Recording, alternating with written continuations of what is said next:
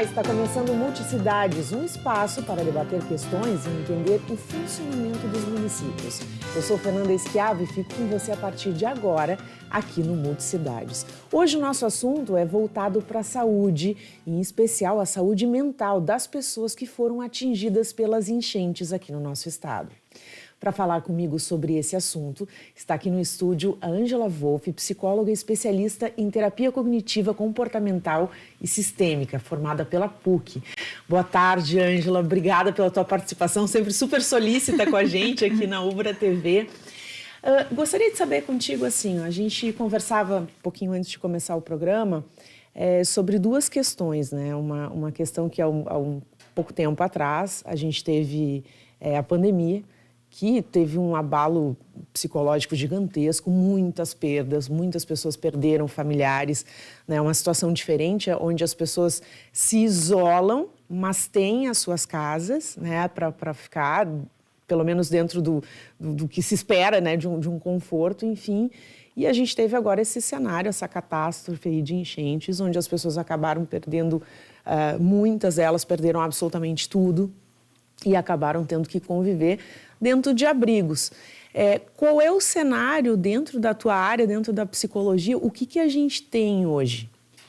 Boa tarde, Fernanda. É sempre um prazer estar com vocês. E eu quero dizer que é sempre muito importante falar sobre esses aspectos que envolvem a saúde mental, mas especialmente dentro desse quadro que tu traçou agora. De fato, nós tivemos esse período pandêmico, onde as pessoas estavam, querendo ou não, de uma forma abrigada nos seus lares. E o primeiro ponto que eu gostaria de destacar é que, neste momento, quando nós passamos por essa tragédia dentro do nosso estado, o que aconteceu foi o deslocamento forçado. Por si só, nós já temos aqui um ponto de apoio para possível desenvolvimento de TEPT. O que é o TEPT? Transtorno do estresse pós-traumático. Nesse percurso, nesse período onde as pessoas viveram esse deslocamento forçado, nós temos 3 tipos de possíveis desdobramentos de trauma que podem acontecer. Seria o trauma agudo, que ele acontece dentro de um mês, logo depois do evento traumático. No meio disso, nós temos o transtorno do estresse pós-traumático, que é um desdobramento desse processo inicial. E, por fim, nós temos o que seria o transtorno de ajustamento. Qual a diferença de um e de outro?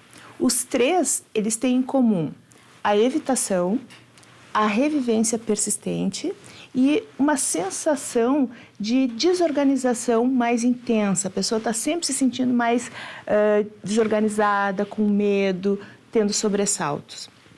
O que é importante a gente marcar agora o cenário atual?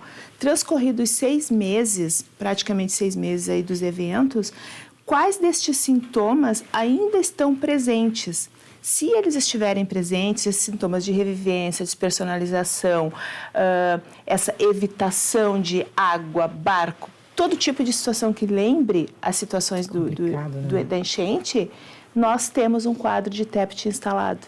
Então, aqui agora é que a gente vai começar a acolher, de fato, as pessoas que desenvolveram TEPT, ou seja, teve um desdobramento adoecedor daqueles eventos traumáticos ali. E eu observei muito, Ângela, quando a gente fazia as reportagens, assim, no auge da enchente e no período, assim, de realmente do salvamento das pessoas, de retirada delas das suas casas,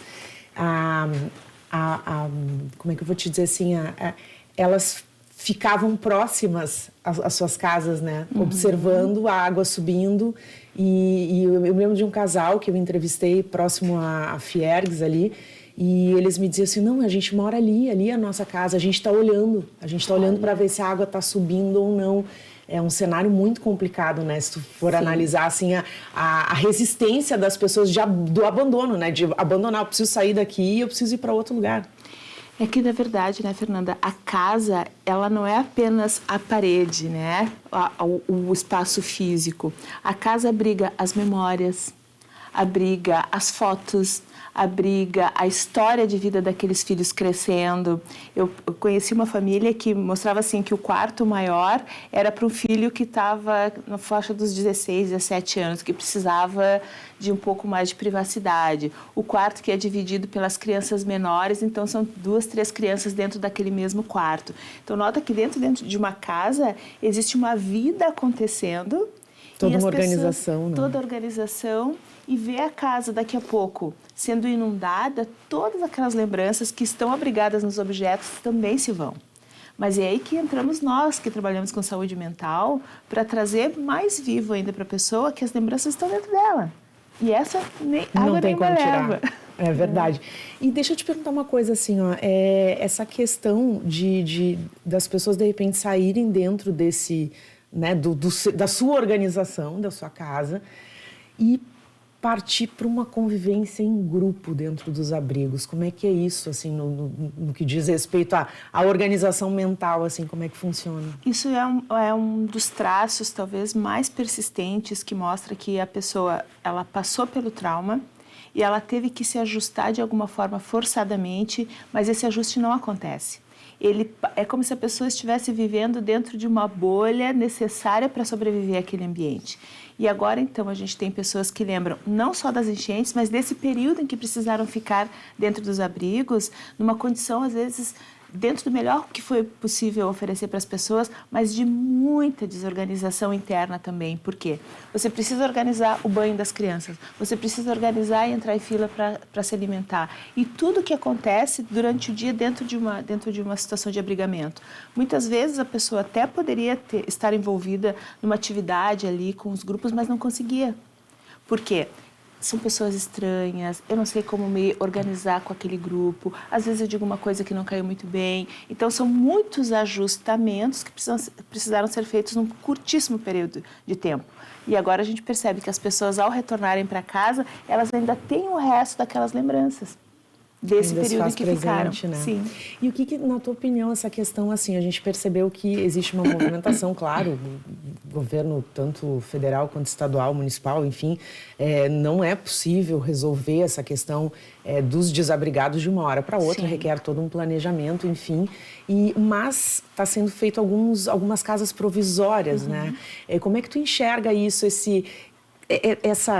perde tudo, vai para o provisório, reorganiza, reconfigura, como é que fica isso, assim, para as pessoas? Então, nesse momento, eu diria que a maior parte das pessoas, pelo menos aquelas com as quais eu estou trabalhando, nós estamos bem dentro do transtorno de ajustamento, que é esse último. Ele, em tese, seria benigno, não teria grandes problemas para a pessoa, mas como ele está continuado, nós temos aí todo o ano ainda, né, para um reajuste, para uma organização mínima. O que a gente faz com essas famílias ou com as pessoas que estão procurando ajuda é organizar o processo de retorno a uma vida que agora vai ser assim. Pelo menos no próximo ano, um ano e tanto, esses ajustamentos a gente vai preparando a pessoa com as suas emoções mais presentes para que ela se dê conta de que pode ser que nós tenhamos que mudar mais de uma vez, pode ser que a gente tenha que fazer outros ajustamentos. Então é mais ou menos como se a pessoa vivesse com uma mochila, né? E ela está se organizando. Meio que eu levo tudo aqui comigo, mas esse tudo também vai ter que ser colocado em outros lugares e colocar a pessoa em prontidão para essas mudanças, né? Que vão acontecer talvez num curto espaço de tempo, algumas já estão alojadas, outras vão ter que esperar um pouco mais de tempo e sair de onde estão. A gente prepara essas famílias para estes momentos. Quais foram os casos assim mais curiosos, digamos assim, que a Ubra abrigou um número gigantesco de pessoas aqui, foi incrível o trabalho feito aqui, inclusive no nosso prédio da televisão, serviu de abrigo. Vocês deram suporte dentro desse abrigo, o setor de psicologia aqui da universidade trabalhou junto? Eu não tomei parte das ações aqui. O meu trabalho foi lá junto com o Grêmio Náutico União, né? Então, o que a gente pode dizer sobre esse momento? É que quando a pessoa passa por esse transtorno de ajustamento, que nós podemos dizer que é transtorno de ajustamento agora, uma das, vamos dizer assim, das questões que mais aparecem agora é uma outra parte dos desdobramentos de TEPT, que é o crescimento a partir de uma situação traumática. Por incrível que pareça, acontece. Da pessoa conseguir olhar para o cenário dela agora, perceber que os bens materiais, sim, foram embora, muitas lembranças foram embora também, mas existe um crescimento traumático, em muitos casos, que é sobrevivemos, estamos conseguindo dar conta da nossa vida. Isso é um desdobramento benigno do trauma, por incrível que pareça. E o que tu, assim, em termos de política pública na área da saúde mental, falta muita coisa, né? Muito. Agora, a gente também tem acesso aos operadores, né? Os trabalhadores de segurança, todas as pessoas que trabalharam junto às famílias desabrigadas e que, na verdade, a gente tende a não olhar com tanta atenção para essas equipes. Mas essas equipes começam a aparecer agora que está tudo ficando um pouco mais calmo, eles olharem para eles e dizer, pô, eu acho que eu estou precisando de ajuda. E, realmente, nós não temos equipes especializadas para dar conta desse contingente de pessoas que agora começa a aparecer, ou se ficou com trauma, ou se está com estresse agudo, ou se é uma pessoa que está dentro de um crescimento saudável a partir de um trauma. Mas em Porto Alegre tem o NEPT, que é um centro especializado para o tratamento de trauma. E eu diria que ali há muitas condições para tratar as pessoas e todo aquele grupo que vocês podem direcionar para lá e aqui dentro da UBRA também. Mas dentro do sistema, dentro das políticas públicas, seria interessante abrir frentes e comunicar às pessoas de que nós temos condições de abrigar. E as prefeituras, bem como o governo do estado, também poderia fazer um movimento diferente de trazer esses estudantes de psicologia que estão prestes a se formar, que já estão habilitados para fazer uma escuta ativa, ou seja, uma escuta qualificada em condições de dar uma resposta acolhedora para essas pessoas. Isso eu acho que seria uma coisa interessante de começar a pensar de uma forma mais permanente, de ter grupos permanentes de acolhida para essas situações. Porque nós vamos ter um ano ainda aí, 2 talvez, de ajustamento dessas famílias, né? Ângela, eu já continuo conversando contigo. Olha que assunto extremamente importante que a gente está trazendo hoje e de extrema relevância para a nossa sociedade. O Multicidades vai fazer um intervalo, mas é bem rapidinho. Daqui a pouquinho te espero.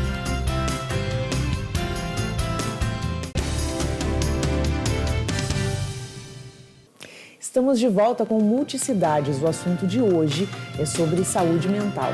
E para falar comigo sobre esse assunto, está aqui no estúdio Ângela Wolff, psicóloga, nossa parceira aqui da UBRA TV, que está sempre conosco aí, nos ajudando em várias situações, né, Ângela? Aconteceram algumas coisas nos abrigos, infelizmente, né, que a gente teve notícias aí, e não foram só em um, foram em alguns. Situações de abuso, situações de... Enfim, no qual teve que ser providenciado, inclusive, o afastamento de mulheres e crianças, né, uma separação. Como é que tu vê esse tipo de comportamento diante a uma situação dessas? Porque é uma coisa meio absurda, né? A gente entender como é que funciona isso. Esse é um tema sempre muito sensível para todos nós, né, Fernanda? Nos darmos conta de quão vulneráveis estão as crianças ou outras pessoas que têm outro tipo de vulnerabilidade. Mas é bem importante entender isso, e que bom que a gente está falando sobre, que a realidade que nós vimos neste aspecto específico dentro dos abrigos não é o que aconteceu dentro dos abrigos. Aquilo já acontecia dentro da vida das pessoas e, em verdade, o fato de estar nos abrigos foi o que permitiu que fosse visto. Porque muitas vezes isso está naturalizado dentro das famílias.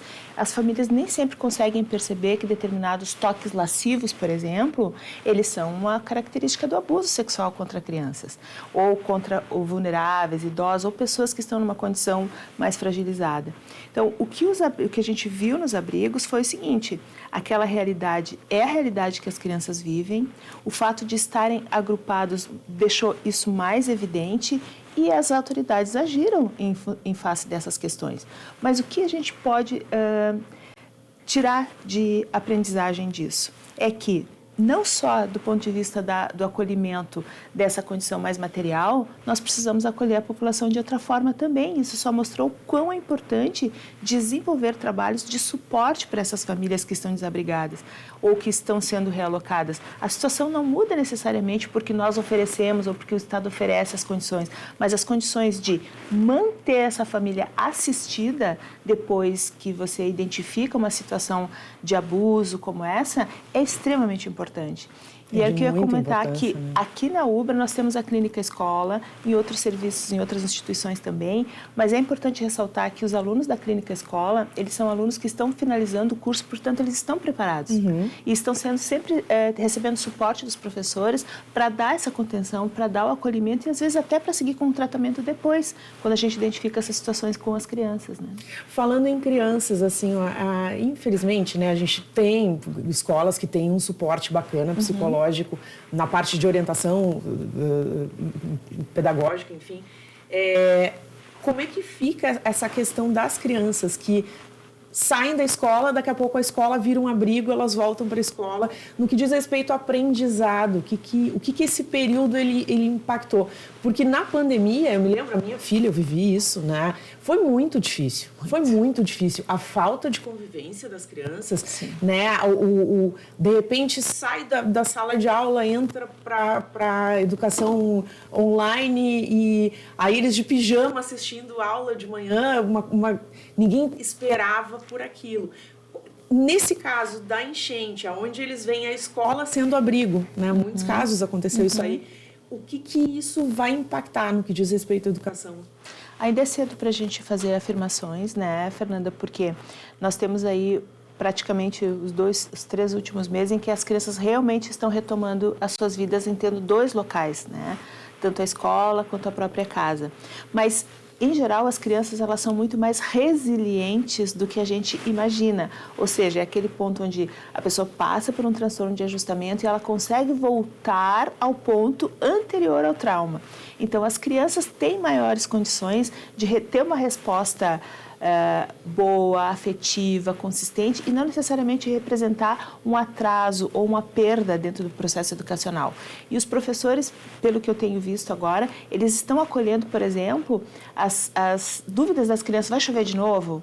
Vai alagar tudo de novo? Então, o que a gente tem que trazer para a criança? Um dado de realidade. Sim, vai continuar chovendo. Pode ser que a gente tenha situações onde chova muito, mas agora a gente já sabe o que fazer. Sim. E trazer essa questão, trazer essa organização para a criança. Se acontecer, a gente vai fazer isso, vai fazer aquilo. Nós já sabemos o que fazer. Então, trazer essa realidade para a criança de que ela está protegida e de que se acontecer de novo, nós temos condição de dar uma resposta mais rápida, efetiva e que não vai acontecer da mesma forma, é muito importante assegurar isso para a criança. Nós conversávamos rapidamente no intervalo sobre uma questão que me chamou bastante a atenção, que você me disse que é preciso o profissional ter cuidado daquilo que ele não deve dizer para essas pessoas que passaram por esse processo aí. O que seria isso?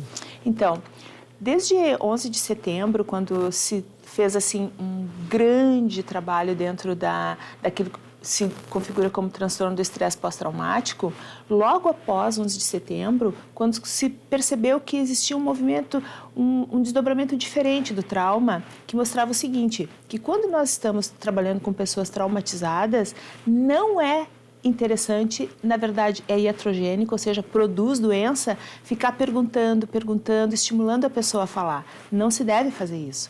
Porque nós corremos o risco de consolidar um trauma que naturalmente seria diluído.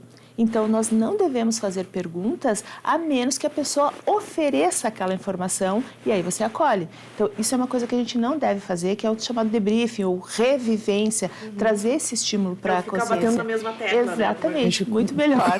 Exato. Acaba isso falando. Não ajuda. Então, por isso que é importante realmente buscar centros de referência, como a própria UBRA, outras instituições, porque se nós ficamos, hoje se sabe que fazer com que a pessoa fale, estimulá-la a falar não é saudável. Então, a gente acolhe se partir dela, na verdade, essa iniciativa. Exato. Do contrário, a gente pode estar consolidando um trauma que poderia ser diluído na história. E recomeço? Sim. O que você diria para as pessoas que estão nos assistindo, que passaram por isso, né? E que daqui a pouco podem buscar ajuda em vários centros, como você falou. Depois, no final do programa, vou pedir para que você deixe algumas dicas de onde buscar ajuda. Mas falando sobre recomeço. Eu diria que, nesse momento, as pessoas podem se sentir muito ansiosas e empurradas a começar tudo muito rapidamente, né? A instalar casa, colocar móveis, fazer a vida funcionar de pronto. Dê tempo a si mesmo, para ir organizando as emoções, a casa, cada pedacinho. Outro dia eu falava com uma paciente que dizia assim, nossa, mas eu cheguei em casa, a casa estava toda vazia, não sabia nem por onde começar. pode ser visto de outra forma. A casa está toda vazia. Quantas coisas eu posso colocar ali dentro agora? Pode começar tudo de novo. Começar tudo de novo. Então, depende muito da forma como a gente olha e de como se conduz esse olhar. Eu posso olhar para uma casa vazia e me sentir muito triste, a casa não tem mais nada, não tem referência minha. Mas também pode ser uma oportunidade para começar de novo com essa casa vazia, recolocando tudo novo ou trazendo alguns elementos da tua história. Mas o mais importante é se dar tempo, porque nós estamos processando o trauma, tempo para organizar as emoções e respeitar esse tempo no curso que ele acontecer. Essa seria a dica mais importante, não apresse o rio, ele vai andar sozinho. A gente tem muitos casos também, não só de pessoas que perderam a casa, enfim, perderam sua moradia, mas nós tivemos muitos empresários, né? Sim. Que viram, conversei com diversos setores diferentes aí, a gente teve ali o 4º Distrito, por exemplo, em Porto Alegre, onde fábricas foram todas embora, né? Perderam absolutamente tudo, inclusive uma emissora de televisão, nossa colega aí acabou fechando as suas portas em função disso. Perder o bem construído fora a casa. Porque a casa, eu acho que ela é uma coisa, ela fica num quadradinho ali dentro da emoção da gente, que é aquilo que é nosso, né? Nossa história, nossa vida, nossa família, Perder o bem, aquilo que você fez uma vida inteira, é muito complicado. Né? Muito. Até porque o ramo empresarial, ele não sustenta apenas a sua própria vida, mas a vida de outras pessoas que são funcionários dessas empresas. Então, o dano ele é mais sistêmico do que parece e, de fato, quando a gente identifica assim, algumas empresas, restaurantes, todos aqueles bares, o que a gente vê é realmente a necessidade de um trabalho mais dirigido para esse grupo de pessoas, né? Que, querendo ou não, elas participam daquilo que é a vida econômica do Estado, né? E dessa cidade aqui. Então, eu diria que seria interessante um olhar diferenciado para esse grupo, porque eles realmente vão precisar de acolhimento para novas ideias de como seguir, porque por padrão já é uma pessoa criativa, interessada em inovação, mas esse grupo eu diria que eles precisam de uma atenção diferenciada mesmo, para conseguir repensar aquele patrimônio que não é só um patrimônio físico, mas é um patrimônio social também, porque eles se sentem responsáveis pelas famílias que já não têm mais trabalho nas suas empresas, né? Ângela, para quem precisa de ajuda, onde procurar? Todas as instituições de ensino, inclusive a UBRA, têm a Clínica Escola, que são centros formadores desses psicólogos.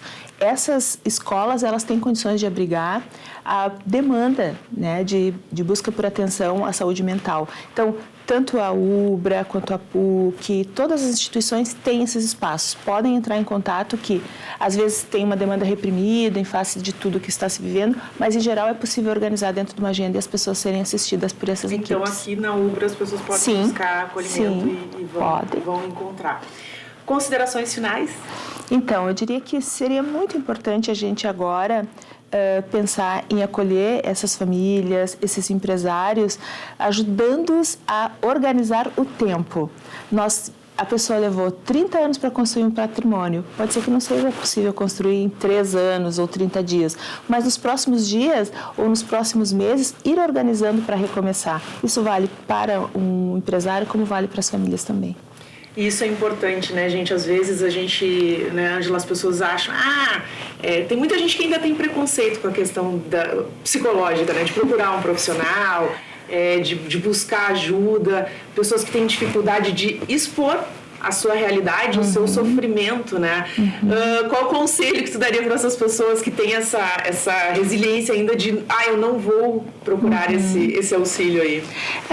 Existe sempre, como tu mesmo disse, né, Fernanda, a ideia de que psicólogo, psiquiatra, psicoterapia é para quem está louco, né? E assim, o que é um louco, na verdade, né? Como é que a gente vai classificar isso? Existem muitas teorias para definir isso, mas eu diria que o mais importante é entender que o terapeuta, ele vai trabalhar na direção de te trazer mais conforto emocional, conforto psíquico, para que tu alivie um pouco essa mochila tão pesada de tudo que nos aconteceu nos últimos 3 anos. Né? E que bacana que tu está falando sobre isso, porque hoje é o dia do psicólogo. Ai, parabéns! Então, sintam-se todos da pessoa da Ângela homenageados aí, vocês que nos acompanham. Muito obrigada.